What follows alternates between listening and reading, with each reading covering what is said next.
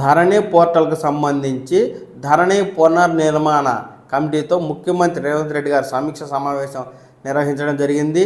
ఈ మేరకు MRO కార్యాలయాల్లోనే help డెస్క్లు ఏర్పాటు చేయాలని, ఈ సమస్యలకు సంబంధించి వీలుంటే చట్ట సవరణ చేస్తామని, లేకుంటే కొత్త చట్టం తీసుకొస్తామని, ప్రస్తుతం ధరణి పోర్టల్ నిర్వహిస్తున్న ఏజెన్సీపై చర్యలు తీసుకుంటామని ఆయన తెలియజేయడం జరిగింది.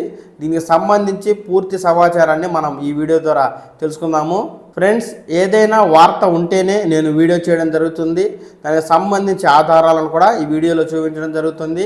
తెలంగాణ రాష్ట్రానికి సంబంధించి ప్రభుత్వ పథకాలు కావచ్చు, పెన్షన్లు కావచ్చు, రాష్ట్ర ప్రభుత్వం ప్రకటించే ఉద్యోగ నోటిఫికేషన్లు కావచ్చు, కేంద్ర ప్రభుత్వ పథకాలు, ఉద్యోగాల సమాచారం ఎప్పటికప్పుడు మీకు ఆధారపూరితమైన సమాచారం కావాలి అనుకుంటే ఈ ఛానల్ని సబ్స్క్రైబ్ చేసుకోండి. ఎప్పటికప్పుడు మీకు తాజా సమాచారం అయితే వస్తూ ఉంటుంది. నా పేరు Pavan Kumar. Welcome to Pavan talks Telugu channel. Dharani పోర్టల్కి సంబంధించి తెలంగాణ రాష్ట్ర వ్యాప్తంగా పెండింగ్లో ఉన్న 2,45,000 దరఖాస్తులను వెంటనే పరిష్కరించాలని చెప్పి సీఎం రేవంత్ రెడ్డి గారు అయితే అధికారులను ఆదేశించడం జరిగింది. ధరణిపై ఏర్పాటైన కమిటీ చేసిన సూచనల ఆధారంగా విధానాలను రూపొందించి రైతులు ఇబ్బంది పడకుండా దరఖాస్తుల పరిష్కారానికైతే అవసరమైన అనుమతుల ఉత్తర్వులు జారీ చేయాలని చెప్పి రెవెన్యూ డిపార్ట్మెంట్ అధికారులను అయితే సీఎం రేవంత్ రెడ్డి గారు ఆదేశించడం జరిగింది. రాష్ట్రంలో ఉన్న అన్ని తహసీల్దార్ కార్యాలయాల్లో ప్రత్యేక హెల్ప్ డెస్క్లు ఏర్పాటు చేసి మార్చి తొలి వారం నుంచి అయితే ఈ దరఖాస్తుల సమస్యలను పరిష్కరించాలని చెప్పి అధికారులకైతే సీఎం రేవంత్ రెడ్డి గారు ఆదేశాన్ని జారీ చేయడం జరిగింది.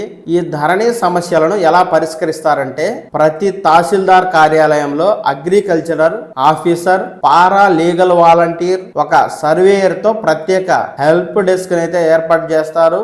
ఆ హెల్ప్ డెస్క్ సదర మండలంలోని దరఖాస్తులన్నిటినీ పరిశీలించి నివేదికను ఎంఆర్ఓ గారికి అయితే ఈ కమిటీ ఇస్తుంది. తహసీల్దార్ గారు అయితే ఆ నివేదిక ప్రకారం సమస్యలను వెంటనే అక్కడికక్కడే పరిష్కరించడం అయితే జరుగుతుంది.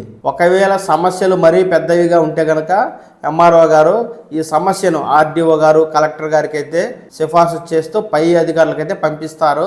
దీనికి సంబంధించి సర్క్యులేట్ని అధికారులు అయితే 1-2 రోజుల్లో విడుదల చేస్తారు. దీంట్లో పూర్తి సమాచారం అయితే ఉంటుంది. ఈ సందర్భంగా ధరణి పునర్నిర్మాణ కమిటీ సభ్యులైతే ముఖ్యమంత్రి రేవంత్ రెడ్డి గారికి ఒక నివేదికను అందజేయడం జరిగింది. ఈ నివేదిక వివరాలు అయితే ఎలా ఉన్నాయి?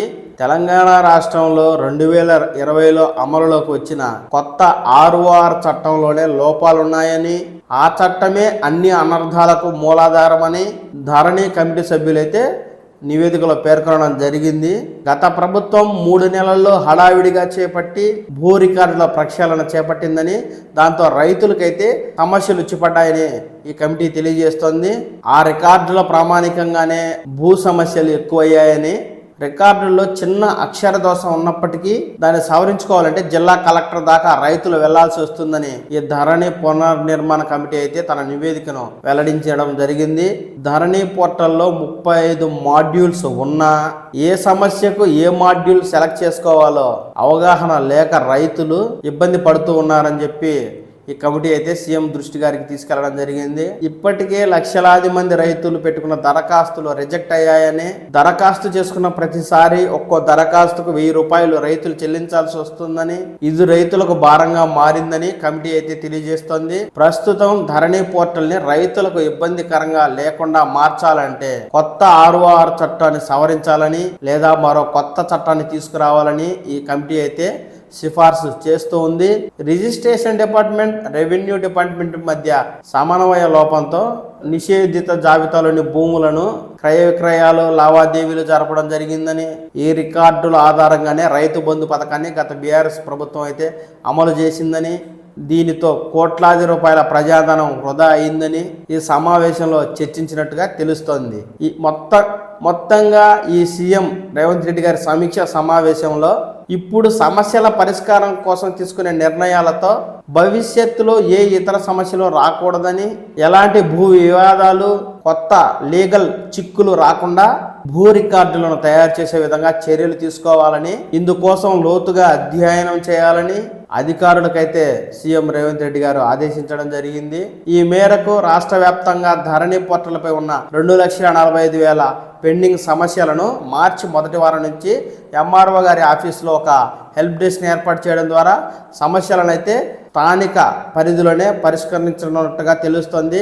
ఎవరైతే రైతులు కలెక్టర్ ఆఫీసుల చుట్టూ తిరుగుతూ గత కొన్నేళ్లుగా తమ సమస్యల పరిష్కారం కాలేదో అలాంటి రైతులకు ఇది కాస్త ఉపశమనం కలిగిస్తుందని, వారి సమస్యలను వెంటనే పరిష్కరించడం ద్వారా రైతులైతే మనశ్శాంతిని పొందగలుగుతారని తెలుస్తూ ఉంది. ఈ మేరకు ధరణి పోర్టల్ త్వరలోనే భూమాత పోర్టల్గా మారి ప్రభుత్వం అయితే కొత్త చిక్కులు రాకుండా ఈ ఏర్పాట్లను అయితే చేయనున్నట్టుగా తెలుస్తూ ఉంది.